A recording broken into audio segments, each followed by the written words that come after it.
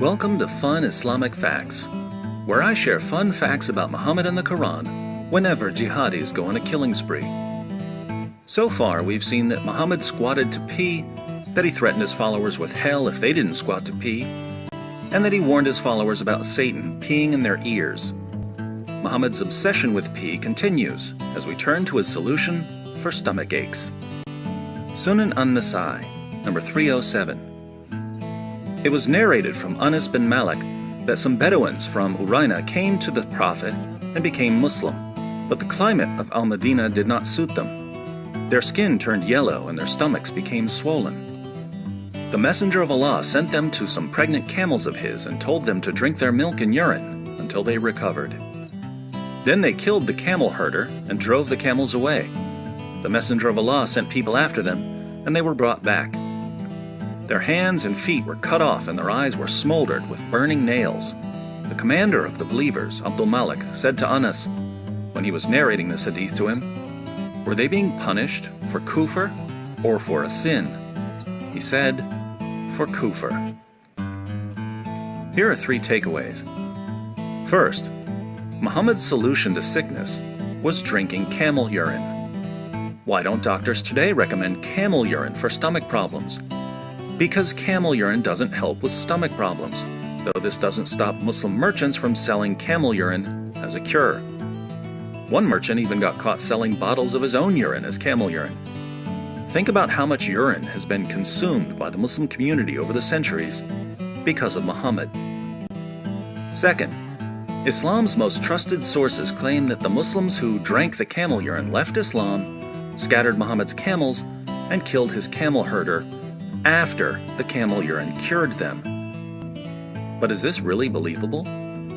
Why would they leave Islam and become enraged after following Muhammad's advice and being cured? Isn't it far more likely that they drank the camel urine, became even more sick, realized that Muhammad was a false prophet who made them drink camel urine, and scattered Muhammad's camels in a fit of rage? Third, Muhammad had his followers chop the men's hands and feet off and burn out their eyes with hot nails. The men were then left in the heat to die and were refused water. One of them was biting at the ground out of thirst. Muslims often claim that these apostates were tortured, mutilated, and left to die because of what they had done to Muhammad's camel herder.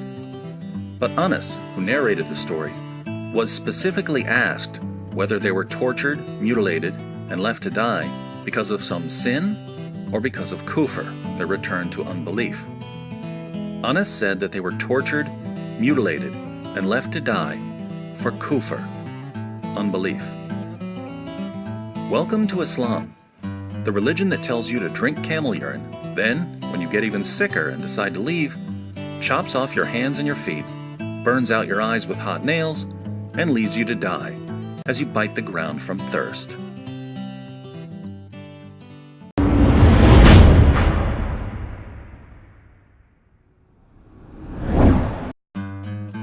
Welcome to Fun Islamic Facts, where I share fun facts about Muhammad and the Quran whenever jihadis go on a killing spree.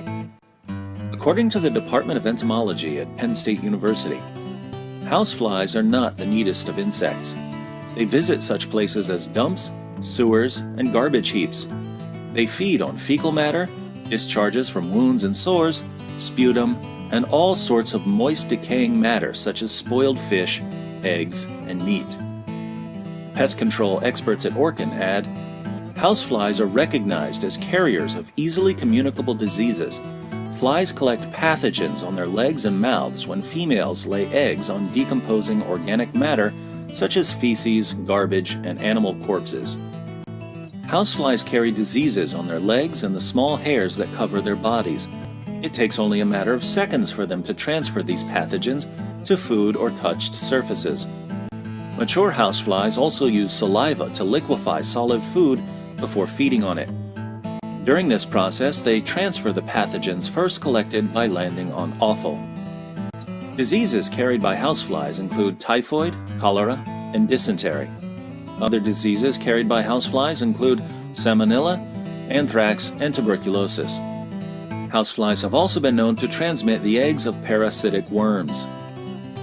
So, flies carry a variety of diseases on their legs and hairs, and they transfer these diseases rapidly. The illiterate 7th century Arabian caravan trader who declared himself to be a prophet, Muhammad, a different kind of exterminator, had a very different view of flies and disease.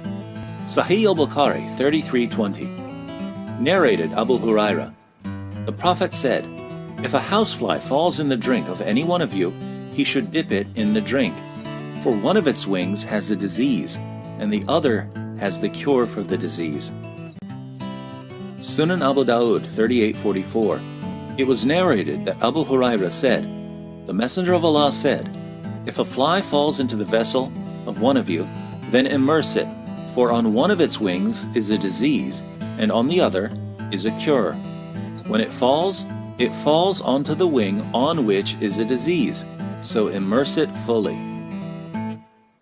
Think about all of the mistakes in Muhammad's brief science lesson. First, according to Muhammad, flies transfer diseases that are carried primarily on their wings. In reality, flies spread diseases that are primarily carried on their legs and hairs. Second, according to Muhammad, the diseases that flies carry are only found on one of their wings. In reality, this is stupid.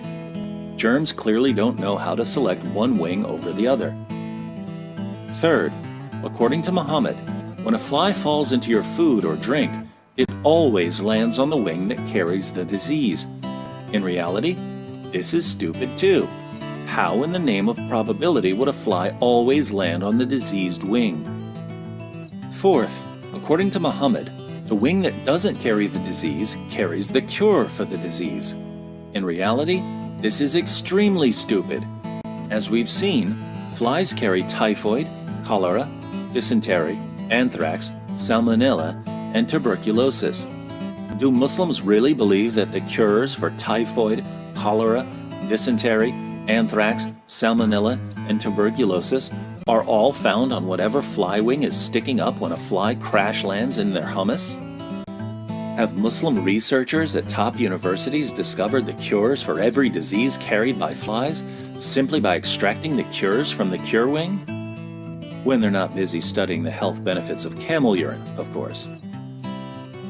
Fifth, according to Muhammad, when a fly lands in your food or drink, you should dunk the fly to make sure you get all of the cure off its special healing wing.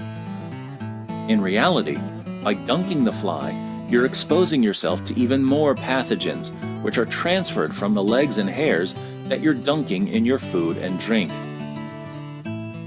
Welcome to Islam, the religion that can help you catch typhoid, cholera, dysentery, anthrax, salmonella, and tuberculosis, if you take its prophets seriously.